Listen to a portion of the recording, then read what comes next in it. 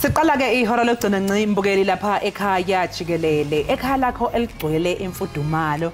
Uyazi mbukeli ngiyacabanga nje ukuthi hey yabona nje njengoba kuzoba iValentine hey abantu bayathandana kumnandi. Hey abazi ukuthi unzima kanjani umjolo. Uyabona mbukeli umjolo wehlulwa ngisho umlungu Adele. Wabathe hello it's me. Oh umfana vela wavala ifone waphuma kuye bese yini ke thina bothina Nkosi yami lo mjolo umuhlo lo Adele. Yo uRihanna no Rihanna wathi mayahi mayaho mayahu sikwi mayaho ngoku in that era siphila yona mntaze ekhaya sizawuthini sawuthula mbukele kamela ngunoxolo umamtshalo kwamwalo umantshingo ngacoshi ihlaba ngalelihlo eqwa intokazi yale ondini ngasesishamthetho sesifundazwe esidala sibonga uNkulunkulu kwethu uhlanganyele kanye nathi kuleli hora kanjalo nje namahora lawa adlulile kusukela ekseni ngehora lesithupha kuze ke kube manje ake sibheke ihamba phambili njani ningabulisanga mina hayibo mbukeli singena kuyire yethu yesithathu yabona ndenzela ngokwezinto zenziwa emjolweni umayahi asundi mayihayiziza mbukeli singena kwinqubo yokugqibela yenqubo kumanqaku ke esiza kuthi sikuphathele wona ngaquka elithi unobhala ke Jikelele weNC ufikile embalula uthyola ngelithi kukho ke unyawo lwemfene kule nkqubo kacimicimi wombane njimlo ke umadongothi umaziphuma mshukuma umazondwa ngezakhe mayahi masijonge siphala phambili namhlanje.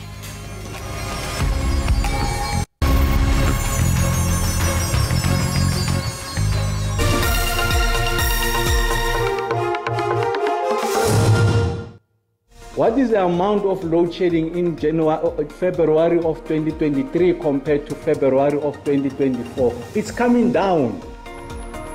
Ungqongqoshe wezogesi udokotela uKhosi Ensuramohupa uthi lizogcina umlando uhlelo lokucisheka ngogesi kulelizwe.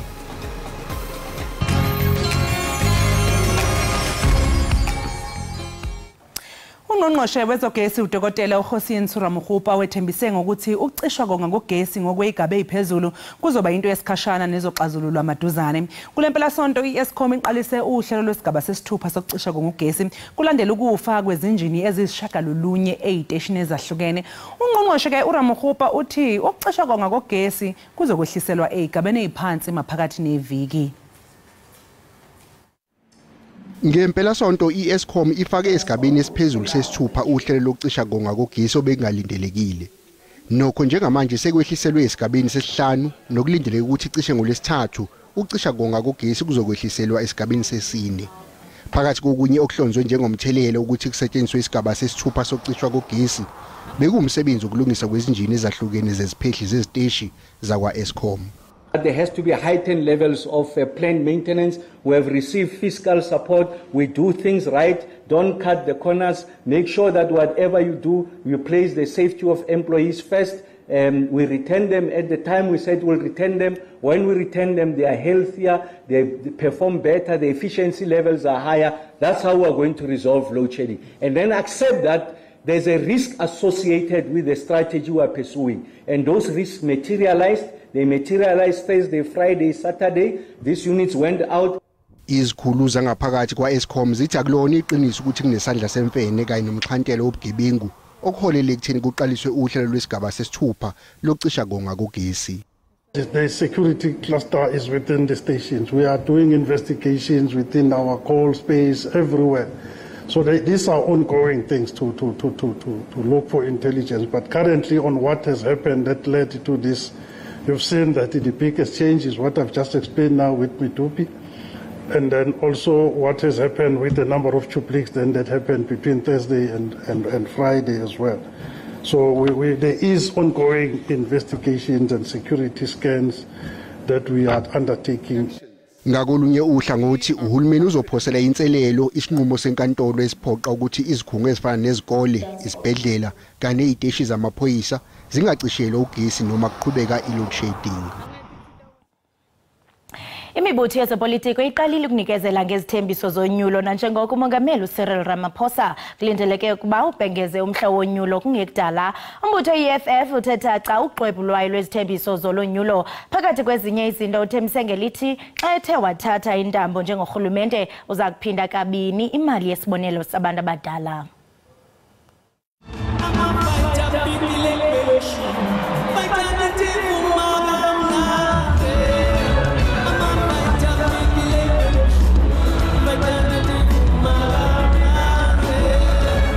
Phakathi kwezethembiso eziqukethwe umqulu we-EFF ezethulwe uJulius Malema eMoses Mabhida izolo, ukwenyuswa kwemali yempesheni yezaguga, isibonelelo sesondlo sabantwana abathi sizoba R1,000 yama-200 nokuqeda nya inkinga yokucisha konga kugesi ezweni kanye nokwakha amathuba emisebenzi angaphezulu kwezigidi ezisishiyagalolunye. Our emphasis on now is because our suffering is happening now. We don't have jobs now. We don't have clinics now. We are going to bed hungry now. That's why we must solve all those things now. Njengoba amaqembu ezokwethula izithembiso zawo zokhetho, ongoti bezombusazwe bathi izithembiso zomlomo azingangakwenza. These are good on paper, but when people are given an opportunity to govern, I think that's when we really know whether the FF, are they really promising, are they really committing to their manifesto. Osekusele kuzoba kubavoti ukuthi bahambisana naliphi iqembu elizofika nezethembiso ezizwakalayo kubo uma sekufika isikhathi sokhetho. Lawo owayengumengameli wezwe kanye ne-African National Congress uJacob Zuma utshele inkumbi zabalandeli beqembu iMK ukuthi iqembu lizomangaza abaningi lolu khetho lizayo. UZuma uphinde wexwayisa lawo malungu eqembu asuka kwi-ANC ukuthi angezi ngomqondo wokweba kanye nenkohlakalo ngoba bazoyikhotha ke imbenge yomile. I-SABC ibijubeke intatheli yayo Calvin okwadludla obesenkundleni yezemidlalo iAlexandra ngempela sonto. Lo wabengumengameli wezwe kanye neqembu elibusayo uqale ngokutshela inkumbi zabantu ngokuboshwa kwakhe okwenzeka ngoNtulikazi wangonyaka u2021. uZuma uthi ukuboshwa kwakhe kwakubuhlungu kakhulu ngoba wagcine yodonsa isigwebe ejele necala engalenzanga. Sengehlele isigigaba engakaze ngizwe sehlela umunye umuntu.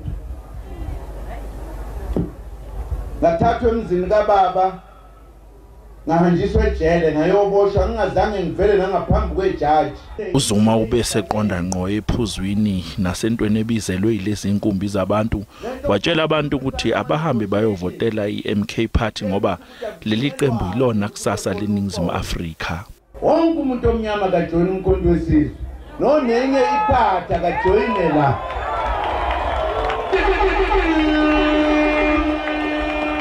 Ngoba umkhonto wesizwe uyinamhlanje uyikusasa naphakade la eAfrika.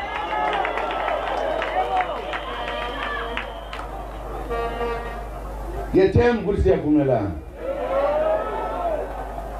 Lo wabengumengameli wezwe uJacob Zuma uthi leli qembu lizomangaza abantu abaningi bayanxusa ukuthi banikezwe ithuba lokuthi balawule iNingizimu Afrika. Izophoqa ngenkani ingane yofunda. Ingane zabafana uma ziqeda umatric angifuni ngithuke mase sisholene. Mase qeda umatric zonke ziya emasosheni zokutraina njengamasosha. uZuma akazange ayeki ANC ukhwele wazehlela kuyona nangendlela umengameli wayo uCyril Ramaphosa abusa ngayo. NgiuCalvin wakwadludla eindabeni zeSABC ngibika ngiseGoli. Unobhala Jikelele we-ANC ufikile Mbalula uthi inkqubo yokucinywa kombane inesandla senkawu kwaye kufuneka kuqiniswe ukhuseleko kumaziko okuvelisa umbane. uMbalula bethetha nabalandeli bombutho we-ANC kwaCimba ngaseCatteridge eThekwini. Le ndawo yakwaCimba ingaphansi komkhandlu dolobha weTheku isemakhaya isasilele emuva ngentuthuko yaziwa njengezinda se-ANC njengoba kepha-ke ungenisa kwe-MK lapha esekelwe yilobe ngomengameli ngaphambilini uJacob Zuma. Le ndawo ibonakala ithandwa kakhulu ngabezombusazwe.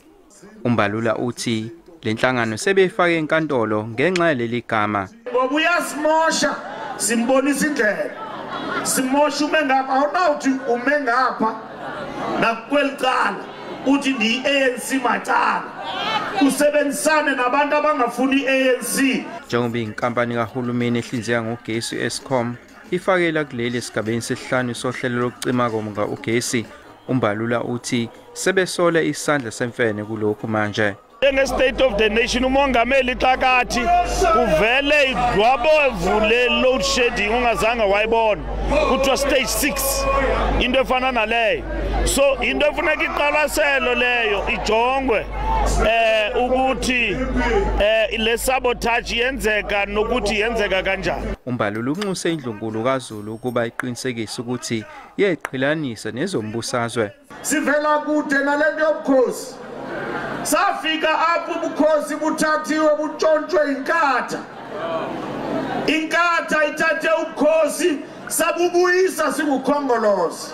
Khona manjalo kudutshulwe umlisa mumbe obethamele lo mbuthano we-ANC ey'ndabeni ze-SABC nginguvusi Khumalo kwaXimba eThekwini.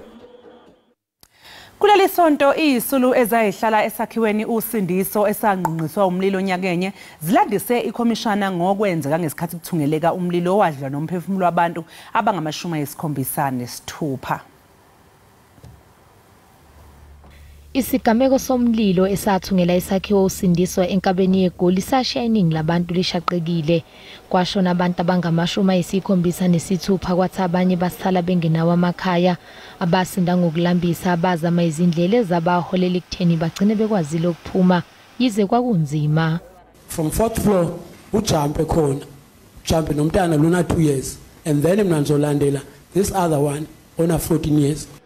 Omunye ufakazi ulandiseka abanzi ngesimo sokusha ababhekana naso ngesikhathi bezama ukuphuma. Kusenjalo uthi yena wangeniswa esibhedlela kanti umyeni wakhe kanye nengane wabesezwa kamuva ukuthi baphangalele esigamekweni. When we brought the body of uthi ngesikhathi silethe isidumbu sika mama satshelwa ukuthi asikho isidumbu sengane yami okuchaza ukuthi banikezela ngaso komunye umuntu esingamazi. Dead body of your child.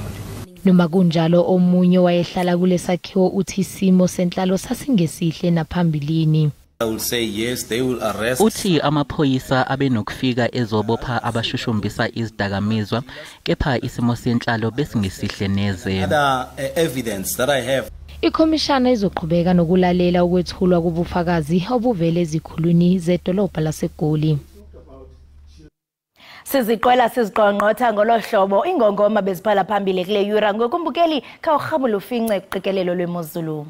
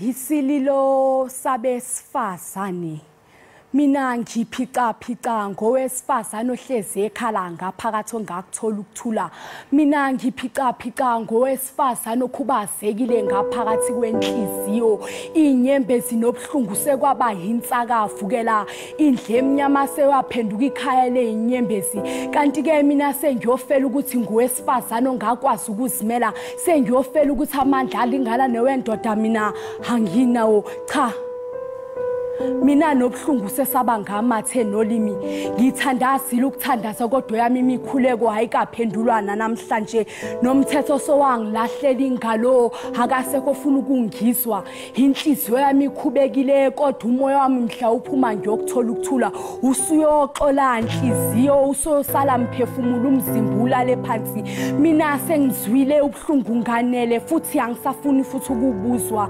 madoda esizwe ephakamani nasisizwe sishabalala abafazi bayadlwengula ingane ziyabulawa ngenxa yamadoda phakamani madoda nibe nizinsika nibe ngamakhanda esizwe enough is enough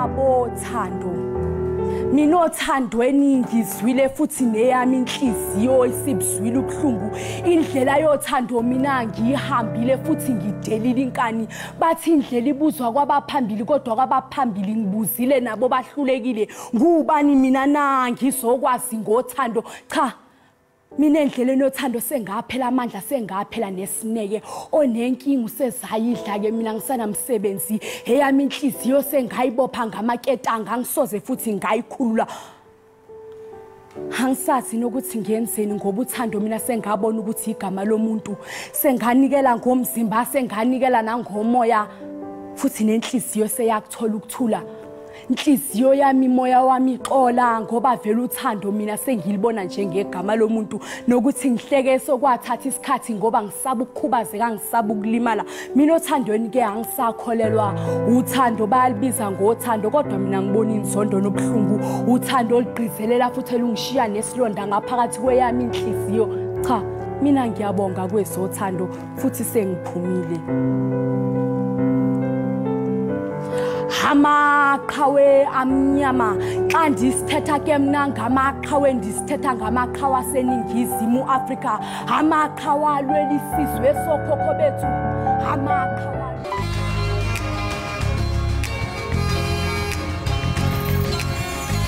Mbukelisa kwesikhathi ke sokuthi ke njengamanje ke sibheke izindaba ezingundaba mlonyeni lapha yaku x.com Yes Mbukeli kaloku asikwazi into bana siqwele siqonqotha uvimba wethu singajonganga kweziphala phambili phako X xa sijonga ke Mbukeli i-hashtag ezinikeza umdla ezibhamba phambili nguye u#stage6 elandelwa nguye kaloku u#Ronwen Williams Ngesonto ledlule ke Mbukeli ungqongqoshe obhekela ugesi ehhovisi likamongameli uDokotela uKhosi Ensura Muhupa uthengo lesithathu kuzoncipha ucisha ngakagesi okusesigabeni sesithupha njengamanje ngemva kokuba phela kudaleke umonakalo eziteshini zikagesi ezibalelwa kwezishagalolunye uRamuhupa uthe selokhu kwethulwe isigaba sesithupha kulempela sonto iziteshi ezimbili kagesi ezibe nomthela kulokhu ucisha zizolungiswa zibuyiselwe esimweni kanti ke Mbukeli kokuqala ke kwisithuba esingangenyanga ezintathu uMzantsi Afrika wehle waya kwibakala lesithandathu lokucinywa kombane ngempelaveki kwaye ke ngokutsho komphathiswa ibingumngcipheko bathe baphefumla ke phaku x.com ngalomba uMagnus uthi can someone please wake up CR from his luxury enshrined sleep and tell him we are at stage 6 load shedding again but then again do not disturb our most magnificent leader when he is working Khungcembe sijonge uthe wabhala ubhale sithini Ayifeli uthi yena somewhere in South Africa there is a young person who is complaining about stage 6 right now yet they still haven't registered to vote yet. Ayifeli yena uyasho ke uthi somewhere lapha eSouth Africa khona umuntu omusha okhononda ngokuthi siku stage 6 njengamanje kodwa abakubhaliselile ukuyovota.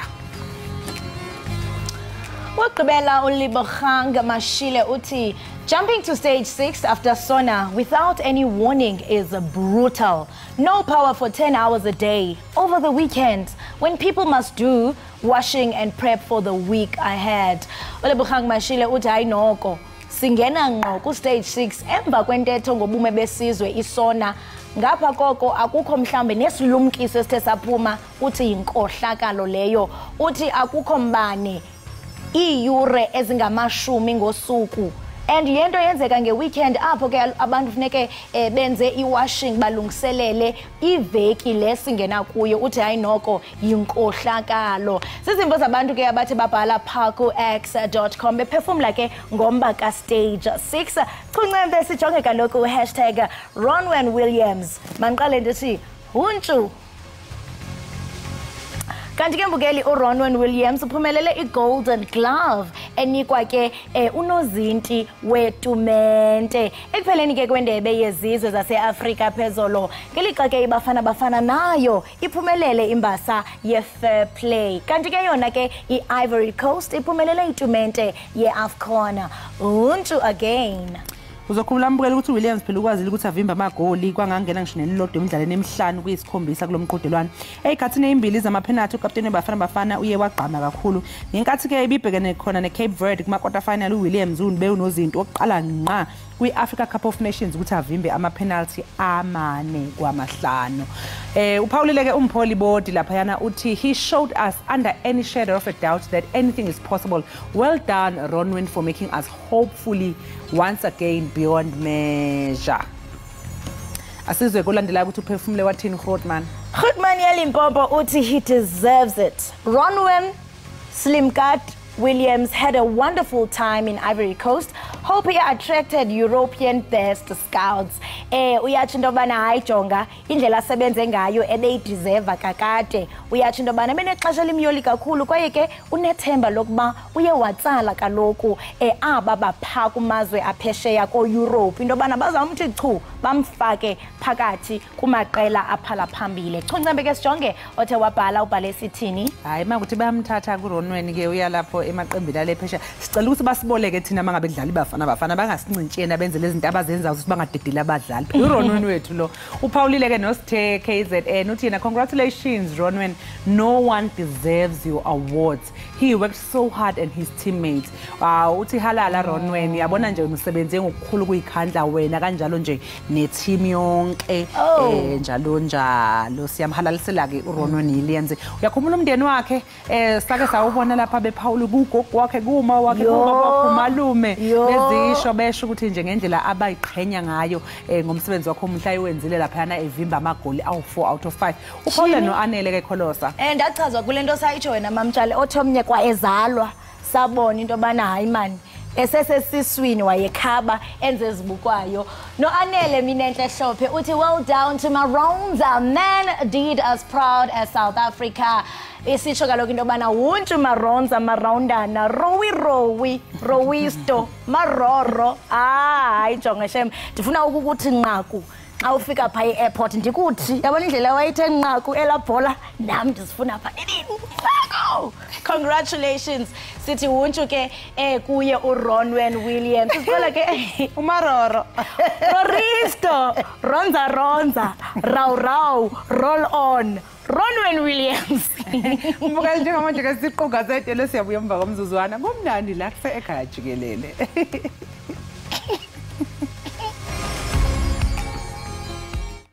Siphinde sikwamukele mbukeli lapha Ekhaya Jikelele siwakhulu ukuthi ke usahlanganyele kanye nathi.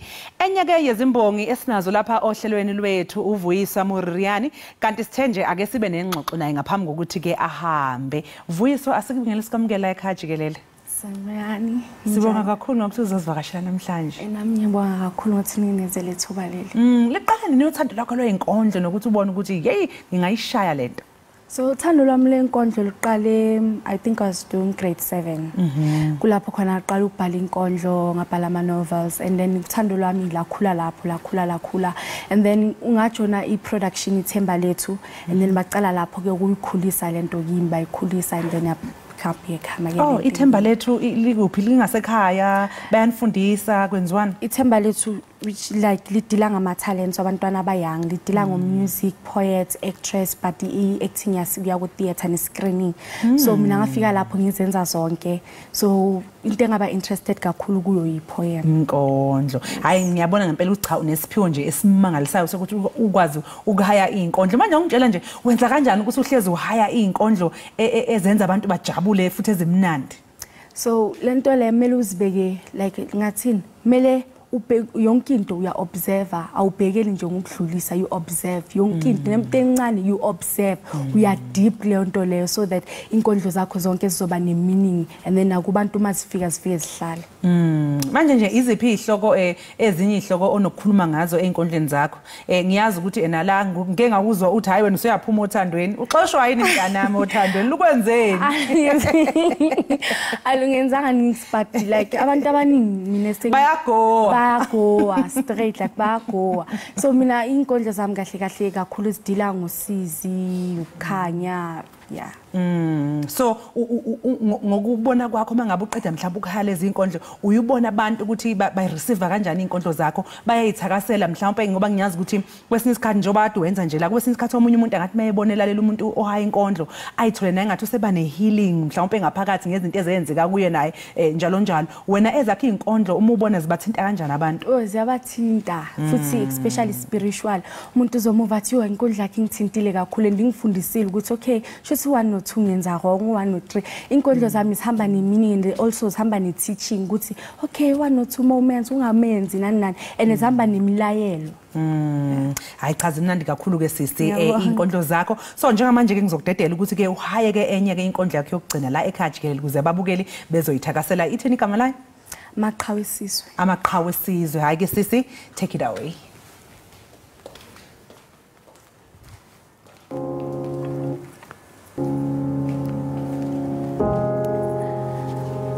Andisithetha ke mna ngamaqhawe esizwe ndithetha ngamaqhawe aseningizimu Afrika. Xa ndisithetha ke mna ngamaqhawe amela izwe lokhokho bethu ndithetha ngamaqhawe aseningizimu Afrika. Amaqhawe afela inkululeko, amaqhawe aphilela inkululeko, amaqhawe azigqejayo ngobubona babo. Mna xa ndisithetha ngenkululeko ndizwa mina ebantwini bamaqhawe. Inkululeko ke sayithola ngamaqhawe Nelson Mandela, Hector Peterson, Helen Joseph. Amaqhawe ethu mna ndizinqa ngawo ndizishaye sami isifuba. Xa ndisithetha ngamaqhawe afele enkululekweni afele empumelelweni. Xa ndisithetha ngamaqhawe avusisizwe esobumnyama sitsho sithi Zulu yofa yofiza insizwa kusala izibongo. Imbongikazi unokhanya ke mina ngindlondle enkulu, mina ngindlovukazi yonkondlo. Inkondlo mina ngihaya futhi ngihaya inkondlo yosizi.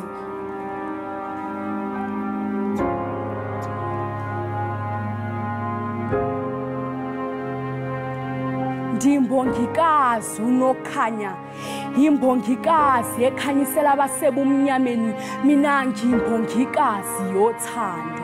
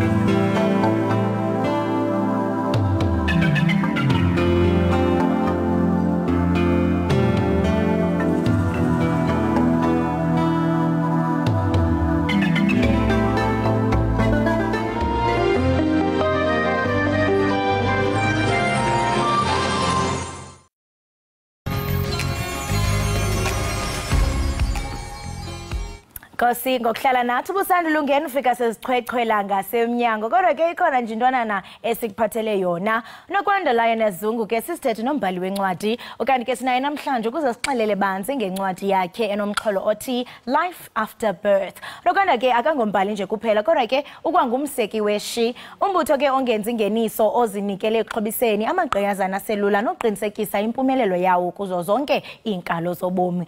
Nokwanda masikubulise sikomkele enkqubeni sibambe ngazibini ngokuba ube nathi namhlanje. Ngiyaphila sesikunjani? Siyaphila Nkosi, enkosi kakhulu ngokuba nathi.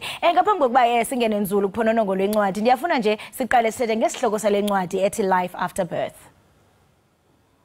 All right, Sisi, I hope you are well. Ngiyabonga kakhulu for le thuba lelinginikele lona namuhla. So, Life After Birth ilibhuku lengalibhala 2021, and the reason why it's titled Life After Birth is because I wanted to tackle issues that we go through as women or as bantu besifazane after birth. So, I felt like usually as khulumi about the hardships that we go through as women after birth, we normally talk about the good of it, but then there's also the negative of it, which is usually untackled. Kwincwadi yakho uxoxa ngenhlobo ezahlukeneyo zodata ukholelwa ukuba okuke kuchaphazela njani ukuguquguquka ngokubanzi kusapho kwaye ke unganika ingcebiso uthini komama abajongana notata abahlukeneyo. Okay, so ebhukwini lami ngibhale about the 3 types of fathers. Father number 1 is the father who accepts the pregnancy whether it was planned or unplanned. And then we have father number 2, the father who accepts the pregnancy but denies the responsibility. And father number 2 usually makes the mother an excuse as to why they cannot financially be there for their children. And so lastly, we have father number 3. Father number 3 is the deadbeat father. Father number 3 sometimes comes back later in life, but then sometimes they do not come back at all. Even if DNA tests are done and it has been proven that the child is his. So, laba facana na father number 2 or 3, the first thing that I would like to say is Jikelele, forgive yourself for falling pregnant for father number 2 or 3, because it is not that you never saw their so yeah. Incwadi yakho igocagoca kwimizekeliso isahluko 31 iProverbs 31 ngelamangesi isicatshula ke esithetha ngomfazi onesidima amabhinqa namhlanje angazibonakalisa njani ezimpawu ezichazwe kwesisibhalo yaye kutheni okubalekile. Okay, so in my book, I mentioned the woman of Proverbs 31. And the reason why I mentioned the woman of Proverbs 31, because the woman of Proverbs 31 was a married woman. She was a woman who had a home, she had a husband, she had children. But what we learned from her is the Bible says her husband was respected at the city gates because of her. She was a hardworking woman, she was a businesswoman, and her household was literally in her hands. So sometimes as women, even married women, sometimes find themselves living the lives of single women in marriages. And there are also single women who are not married, who are going through a lot. And I wanted to encourage those women by saying that even if the husband or the father of your children is there financially or not, you have the power to make things happen. In my book, I also mentioned, a woman is the only person who is able to breastfeed. The reason why God enabled a woman to be the only human being who is able to breastfeed is because he was trying to teach us that, yes, men were created to be providers, but in case they run away from their responsibilities, our children should not look like the results of failed marriage and relationships. We have the ability to take care of our children. So woman, what's in your hands? God has given you the anointing of God, has given you the ability to provide as a woman as well. Hayi ungena entshumayelweni ngokwamanina yeva postpartum blues ke ngumba oxhaphakileyo abajongene nawo mama abaninzi abasandula ubeleka ngawaphi mhlamba amacebiso asebenzayo okanye amacebo wanika kwincwadi yakho ukunceda kaloku omama bamelane nelixesha lenzima. Okay, to women who have just given birth, all I can say is motherhood is not easy. It's not an easy journey, as I mentioned at the beginning of the interview. So you will go through a lot. Postpartum life is not easy, especially if you are a new mother. You know, you still have to adjust to being a new mother. You still have to adjust to not being able to sleep. You still have to, sometimes it can go to an extent where you face postpartum blues. And postpartum blues is a sickness, it's a sickness that that lasts only for a few days. But then sometimes it can happen that you may face postpartum depression, and postpartum depression is a disease or a mental illness that can last even up to 5 years. So it's important that when you feel irritable, when you feel like you are not in a good position, when you feel like you don't want your baby anymore, when you cry uncontrollably, there are many symptoms of postpartum depression. Sometimes you don't have the energy to take care of yourself. Do make sure that you seek help by talking to a close friend that you trust or a family member that you trust, so that they may be able to assist you, to take the medical route. Psychiatrists are there for that. They can help you through the journey with medication and also counseling sessions. And sometimes when you feel like when you are not coping as a mother, or when you feel like you are going through going through different emotions of not wanting your child, it does not mean that you're a bad person. You are only a human being, and you're not the only one who is going through that. There are many women who are going through it as well, but then they are not talking about it. So that's what Life After Birth is about. We want to make other mothers aware that no matter what you're going through as a mother, you are only a human being. You forgive yourself, give yourself time. It's not an easy journey. Take it easy. There's no recipe to motherhood. And that's why at the beginning of I say that this is for the mothers who make motherhood look easy. So mother, you are recognized, you are celebrated, and you are loved. Abebiza omama besithi izinsika zamakhaya, that is the centers of the home. Ngenene na ngenyaniso umuntu olenina ubhinqile kwaye ke uyimbokodo. Ndiyafuna uqonda into bana ukhankanya ukubaleka kokuzixolela kwincwadi yakho njengokutshila into bana it's very important that you forgive yourself. Ingaba mhlambe ungacacisa ukuba kutheni lento ibaleke kangaka ingakumbi komama? Okay, self-forgiveness when you are a mother is very important.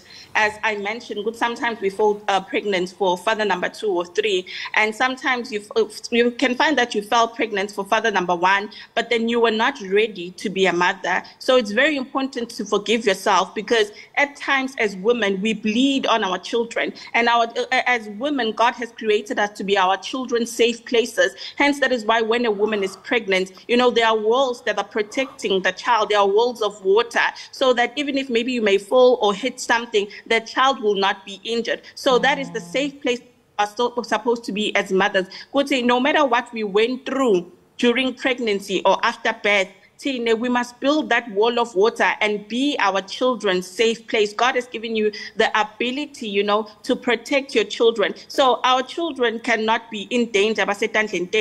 And some women resent their children because of their father's sins. That is why sometimes you find women beating their children. Sometimes you find a woman leaving their child at home, and sometimes this woman usually make an excuse. I'm living far away, I'm working for my children, while they know deep down in their hearts that the reason why they don't have time for their children is because they have not healed. So healing is very important, because if you have not healed as a woman, you will be bitter, you will live in resentment, you will resent the only person that you are supposed to protect. Remember that as a mother, you are created to be your child's best friend. That is why it has been proven that the first voice that a child recognizes is the voice of the mother.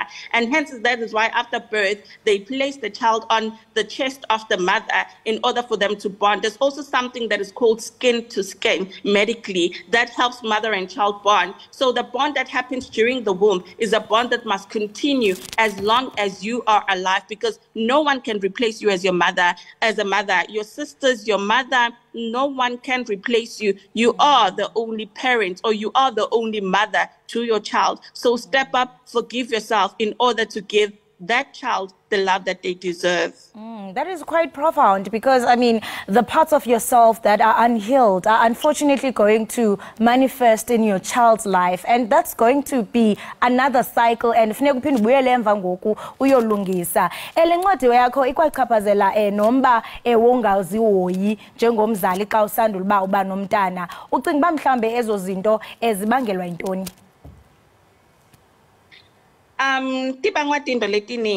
It's caused by a lot of things. It is caused as I said, the fathers who are absent, it is caused by maybe the circumstance that the woman fell pregnant in. Sometimes you find little girls maybe being pregnant in school and uthole ukuthi simo ekhaya asikho mnandi. Sometimes you find that a girl falls pregnant in church and active, but all of a sudden they are pregnant, and they are treated or looked at differently. So there are many things that can make a mother to resent the child, because sometimes, especially young girls, can feel as if the reason why they are in that situation is because of the child, and that they could have not been in that situation if they had not given birth to that child. So there are many causes to it, but the most important thing is to heal, because you only have 9 months to forgive yourself. You only have 9 months to heal. And after that 9 months, it's you and that innocent baby. Miyawu jongene njani kuphela nokwanja njengesithethi ke esikhuthazayo sentsho kwalapha kodliwano ndlebe uthethe kwa vovotheka ngophi mhlawumbe imiyalezo ongundoqo onethemba lokuba abafundi bayawuthabatha kule ncwadi yakho?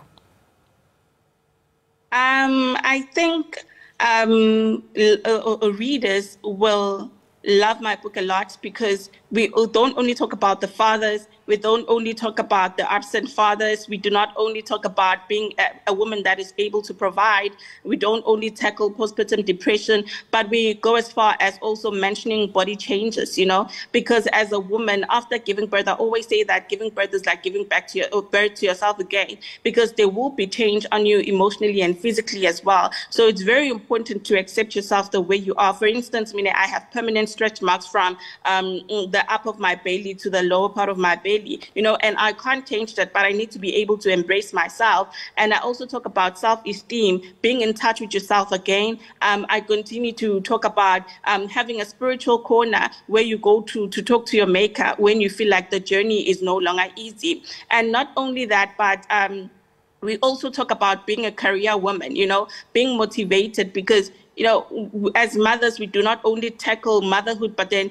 nowadays we are working women. So we need to be able to balance between being a breadwinner and being a parent as well. So, there are a lot of things that I feel will be of interest to the readers. So, yeah, there are many things that they can learn about on the book that will definitely change their lives. Wow, Nokwanda, that's why they say embrace your scars, they are who you are. Enkosi kakhulu ngokuba nathi wabelana nathi ngencwadi yakho, sikufisela okuhle kodwa kwaye ke ube nosuku lumnandi. Thank you so much. Right, uvukeliwe Ekhaya Jikelele lo ke ebesithetha naye nguye uNokwanda Zungu, umbhali wencwadi ethi Life After Birth, esinabisela ke ngokuqulathwe yile ncwadi. Siziqwela siziqongqotha ngolo hlobo eza namhlanje. Sibambe ngazibini mbukelo othembelekileyo nesimthandayo apha Ekhaya Jikelele ngokuba ube nathi namhlanje. Masibe khona ngomso kodwa Wednesdays yakhala. Sithi cry. Sithi cry sipha. Mbukeli sibonga kakhulu ngokusihlanganyela kanye nathi la Ekhaya Jikelele. Nibe nosuku oluhle nisale kahle. Bye.